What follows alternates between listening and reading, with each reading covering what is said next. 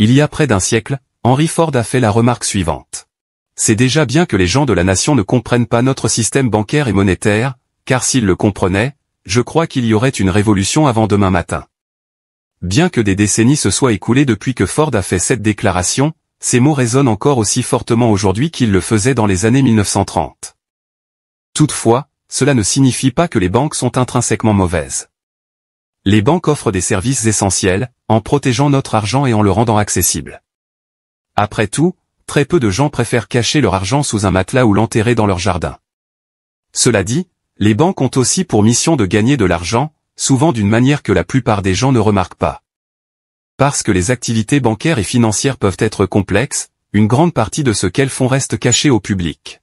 Quelle que soit votre position sur le sujet, nous faisons tous partie de ce système. Que vous dépensiez, épargniez, ou empruntiez, les banques disposent de nombreuses stratégies pour tirer profit de votre argent. Malheureusement, la plupart des gens ne savent pas à quel point ils sont exploités. Cette capacité à générer d'énormes profits est précisément la raison pour laquelle les actions bancaires sont si attrayantes pour les investisseurs. Découvrons maintenant cette vérité sur l'argent que les banques préfèrent garder secrète. Bonjour à tous, et bienvenue sur le Titan Cuirassé, une chaîne où vous pouvez apprendre sur l'investissement, les finances personnelles, la gestion de l'argent, la psychologie, et sur beaucoup d'autres sujets d'éducation financière, parce que les écoles ne vont pas le faire à votre place. Si l'un de ces sujets vous intéresse, ou si vous voulez apprendre à mieux gérer votre argent, et à jouir d'une plus grande liberté financière, n'hésitez pas à vous abonner, à me laisser un like, et à activer la cloche des notifications pour être averti chaque fois que je publierai une nouvelle vidéo.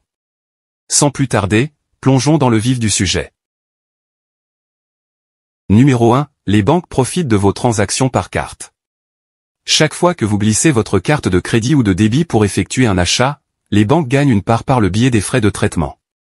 Vous ne le remarquez peut-être pas, puisque vous ne voyez que le prix de ce que vous achetez, mais le magasin paie des frais supplémentaires pour couvrir ses commissions. Pour éviter les pertes, la plupart des entreprises intègrent ces coûts dans le prix que vous payez. Voyons les choses en détail. Si vous achetez un article d'une valeur de $500 avec votre carte et que le magasin doit payer des frais de 3%, il doit verser $15 à la banque. La banque perçoit cette somme simplement pour traiter la transaction. Pensez-vous que le magasin acceptera volontiers une perte de $15? Probablement pas. Au lieu de cela, il ajuste ses prix. Si un article coûte initialement $480, il peut l'augmenter à $500 pour compenser les 3% de frais, en supposant que la plupart des clients utiliseront des cartes. En outre, les banques réalisent d'énormes bénéfices sur les transactions par carte de crédit. Ce n'est pas pour rien qu'elles proposent des incitations alléchantes pour vous inciter à souscrire une carte. Ce que beaucoup ignorent, c'est que les taux d'intérêt des cartes de crédit peuvent être augmentés à tout moment. Selon la Réserve fédérale, en février 2024, le taux d'intérêt moyen des cartes de crédit était d'environ 22% aux États-Unis. Toutefois, les banques peuvent le porter à 23% ou 24% avec un préavis de 15 à 30 jours. Le problème? La plupart des gens ne tiennent pas compte de ces notifications, car elles sont remplies de termes juridiques complexes. Les banques profitent de cette méconnaissance. Si votre carte de crédit génère des intérêts composés, ceux-ci continuent à s'accumuler, ce qui peut gravement nuire à votre situation financière en cas de non-paiement. Cette situation peut rapidement déboucher sur des difficultés financières à long terme. Cela ne veut pas dire que les cartes de crédit sont mauvaises en soi. Elles sont pratiques et largement utilisées dans la vie de tous les jours. Cependant, l'essentiel est de ne pas s'endetter, et de toujours payer la totalité de son solde chaque mois, pour maintenir sa stabilité financière. Numéro 2. Vous perdez de l'argent chaque année. On vous a probablement dit que garder votre argent dans une banque est l'option la plus sûre. Cependant, ce que peu de gens mentionnent, c'est qu'en faisant cela, vous perdez de l'argent chaque année. Cela n'est pas dû aux frais bancaires ou à la fraude, mais à l'inflation.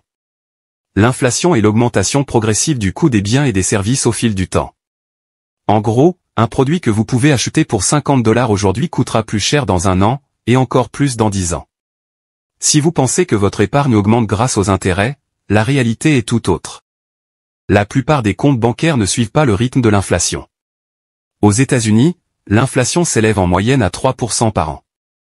Cependant, si votre compte d'épargne ne rapporte que 0,5% d'intérêt, vous perdez en réalité 2,95% de la valeur de votre argent chaque année. Il ne s'agit pas d'investissement, mais d'argent qui reste inactif sur votre compte courant ou votre compte d'épargne. Numéro 3. Surveillez toujours vos comptes bancaires. Votre compte bancaire joue un rôle crucial dans votre vie financière, alors prenez l'habitude de le vérifier fréquemment. Des frais cachés ou des transactions non autorisées peuvent apparaître sur votre relevé à votre insu. Si vous repérez des frais inhabituels, informez-en immédiatement votre banque. Si vous le signalez dans les 90 jours, votre banque est légalement tenue de reverser le montant contesté sur votre compte dans les 48 heures.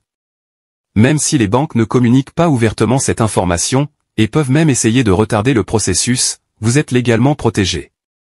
Elles n'ont pas d'autre choix que de vous rembourser. Numéro 4. Le solde de votre compte bancaire n'est pas physique. Vous avez peut-être une somme d'argent importante sur votre compte bancaire, mais en réalité, il ne s'agit que de chiffres et d'enregistrements numériques. En réalité, les banques utilisent vos dépôts pour financer leurs opérations, en accordant des prêts aux entreprises, des prêts automobiles, et des prêts hypothécaires. Vous pensez peut-être que votre argent reste simplement sur votre compte, mais il circule en fait ailleurs pour générer des revenus pour la banque. Cette réalité est devenue particulièrement évidente lors de la crise financière de 2008, lorsque les banques ont eu du mal à répondre à toutes les demandes, en raison de l'afflux de retraits. Bien que les banques conservent des liquidités, elles ne disposent pas de suffisamment d'argent liquide pour tout le monde en cas de crise. Cela est dû à un système appelé « banque à réserve fractionnaire » qui permet aux banques de prêter la majeure partie de vos dépôts. Cela signifie-t-il que les banques ne sont pas sûres pour stocker de l'argent? Pas du tout. Vos dépôts sont assurés, et le gouvernement peut intervenir en cas de besoin. Vous pouvez donc être certain que votre argent est en sécurité. Cependant, il faut savoir que garder de l'argent dans une banque n'est pas comme stocker de l'argent liquide dans une boîte, car vous ne pouvez pas y accéder à votre guise. Les banques utilisent votre argent pour réaliser des bénéfices, non pas pour vous, mais pour elles-mêmes. Vous pouvez toujours retirer des fonds en cas de besoin, mais si tout le monde essaie de retirer son argent en même temps, cela ne sera pas possible. Numéro 5. Vos transactions sont surveillées. Les banques suivent de près toutes vos activités financières, et sont légalement tenues de signaler toute opération suspecte à l'IRS, qui est l'agence du gouvernement fédéral des États-Unis qui collecte l'impôt sur le revenu et des taxes diverses. Cette réglementation permet de détecter les transactions illégales, y compris le blanchiment d'argent.